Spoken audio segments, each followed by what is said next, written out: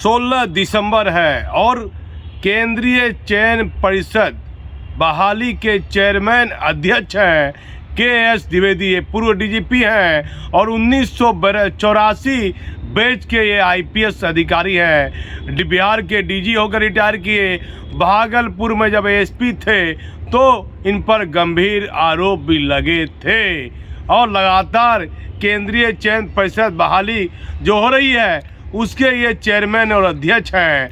बिहार के माननीय मुख्यमंत्री जी, यदि आप हमारा चैनल देख रहे हैं तो पुलिस महकमे में, आईएएस और आईपीएस महकमे में कई तरह की बातें चर्चा में है कि लगातार इनका कार्यकाल पूरा होने के बाद भी इनको 6 महीना की अवधि केंद्रीय चयन परिषद में इनको बढ़ा दी गई थी और इनकी अवधि अब इस मतलब बताया जाता है कि जनवरी महीने में समाप्त हो जाएगी।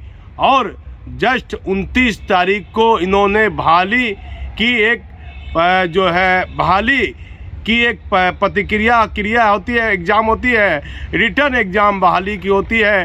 केंद्रीय चयन आयोग की बहाली की रिटर्न परीक्षा इन्होंने 29 जनवरी को तारीख निर्धारित की है। ये तारीख क्यों निर्धारित की है? जो चर्चाएं हैं आईएएस और आईपीएस अधिकारी में कि 29 जनवरी को इन्होंने बहाली की रिटर्न परीक्षा की तारीख इसलिए की है कि इससे 20 दिन पहले ये इनका कार्यकाल पूरा हो जाएगा, इनके कार्यकाल की अवधि बढ़ा दी जाए, इसीलिए जानबूझकर इन्होंने 29 जनवरी को बहाली की रिटर्न परीक्षा की तारीख निर्धारित की है। ऐसी चर्चा आईएएस और आईपीएस महकमे में है और कई रिटायर आईपीएस अधिकारी कहते हैं कि जब इनका कार्यकाल पूरा हो गया के.एस. द्विवेदी का, और आप मालूम कीजिए ड्राइवर बहाली वाले मामले में सीआईडी ने 16-17 ड्राइवर को पुलिस मुख्यालय से रिटर्न वापस किया था, जिनको पूरी तरह से ड्राइविंग ट्रेनिंग नहीं बेहतर तरीके से दी गई थी और इधर उधर गाड़ी चलाकर एक्सीडेंट कर दिए। गाड़ी बेहतर तरीके से ड्राइवर की बहाली नहीं हुई। बताया जाता है एक बड़े आईपीएस अधिकारी ने कहा कि आर्थिक अपराध के एडीजी हैं हसनैन खान साहब, 1996 बैच के आईपीएस अधिकारी हैं। बिहार के मुख्यमंत्री नीतीश कुमार को कहिए कि उनको कहेंगे क्या बिहार चेयरमैन के बहाली के जो चेयरमैन के अध्यक्ष हैं के.एस. द्विवेदी, कृष्ण स्वरूप द्विवेदी, जो 1984 बैच के आईपीएस अधिकारी हैं और डीजीपी होकर रिटायर किए हैं, क्या इन्होंने ड्राइवर बहाली में कोई गड़बड़ी की है? इससे पहले एक डीएसपी की पत्नी ने भी पूर्व रिटायर डीजी पर के.एस. द्विवेदी पर गंभीर आरोप लगाए थे। कृष्ण स्वरूप द्विवेदी की कार्यशैली इन दिनों सवालों के घेरे में है। ये फिर चाहते हैं कि इनकी तिथि 6 महीने बढ़ा दी जाए, इसलिए बहाली की एग्ज़ाम की तिथि इन्होंने अपने रिटायरमेंट के 10 दिन के बाद निर्धारित की है कि कोई मुख्यमंत्री से, कोई नेता से पैरवी लगा लेंगे, कोई झाजी, कोई कहता है, कोई कुछ कहता है कि मुख्यमंत्री को कहेंगे 10 दिन के बाद ये बहाली की रिटर्न एग्ज़ाम है और 6 महीने इनका बढ़ा दिया जाए। ये जानबूझकर इन्होंने ये तिथि रखी है।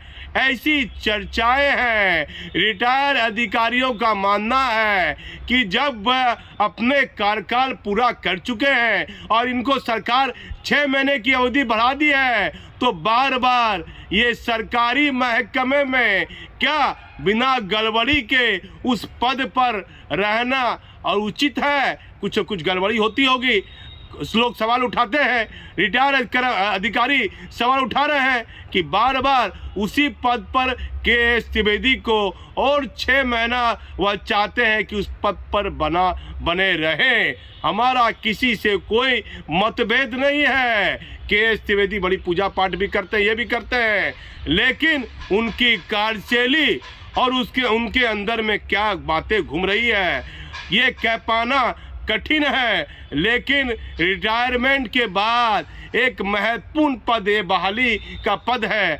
लाखों पुलिसकर्मी ड्राइवर बहाल होते हैं। क्या बहाली की जो पूरी प्रक्रिया है, पूरा नियम है, क्या इसमें गड़बड़ी मुख्यमंत्री जी के.एस. द्विवेदी ने नहीं की होगी? ये हम नहीं कह रहे हैं, महकमे में सवाल उठ रहा है। लोग कहते हैं कोई नहीं चलाएगा, आप चलाइए।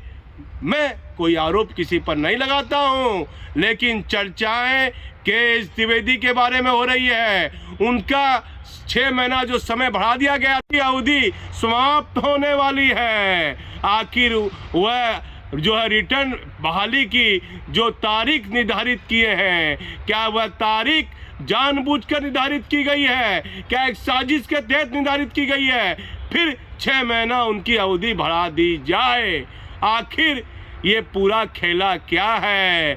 माननीय मुख्यमंत्री जी, बहुत समझदार व्यक्ति आप हैं, पर्दे के पीछे की सच्चाई जानिए कि आखिर माननीय पूर्व डीजीपी 1984 बैच के आईपीएस अधिकारी के.एस. द्विवेदी साहब की मंशा क्या होगी? उस पद पर किसी और अधिकारी की पोस्टिंग नहीं हो सकती है। 6 महीना तो आपने बढ़ा दिया, लेकिन फिर 6 महीने की जो है चाहते हैं कि 6 महीना फिर बढ़ जाए। इसके लिए अपने रिटायरमेंट के 10 दिन के बाद, मतलब रिटायरमेंट में होने वाला है दिसंबर में, तो जनवरी में और तो 29 जनवरी को एक रिटर्न बहाली की परीक्षा जो है इन्होंने तारीख निर्धारित कर दी है।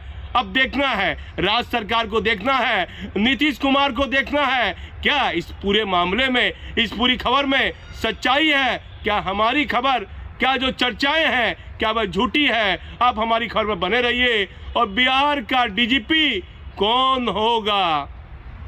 कल शनिवार है, बताया जाता है अधिसूचना में 2 नाम उड़ रहे हैं, आलोक राज, आर.एस. भट्टी। आलोक राज, आर.एस. भट्टी, कौन है आलोक राज और कौन है राजविंदर सिंह भट्टी? और इस दोनों में से किन आईपीएस अधिकारी को बिहार का नया पुलिस मुख्यालय का मुखिया बनाया जाएगा? हमारी खबर पर बने रहिए। मैं भागलपुर से दीपक नौरंगी।